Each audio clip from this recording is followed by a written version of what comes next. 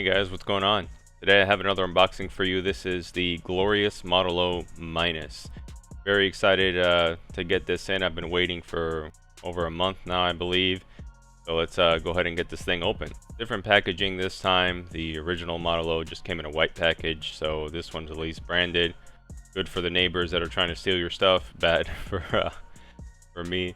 But anyways, this is the new Model O Minus. Pretty much the same box as last time.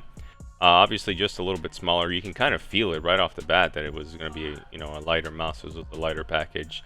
So, same information on it, sizes, what sensor it has, things like that on the box. So let's go ahead and cut this thing open and take a look and see what we have inside.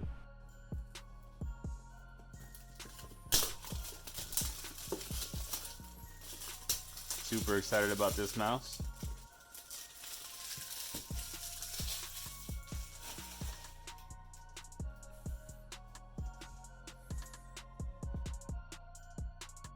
Oh, not quite an iPhone. That's okay. Alright, so here's the mouse.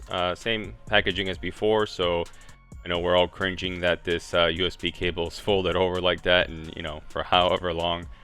So that's always what bothered me when opening up this mice. But either way, hasn't been an issue with the original Model O. And in the box, you get the usual stuff. You get some stickers, which is great. You can put them on your desk, your computer, or whatever.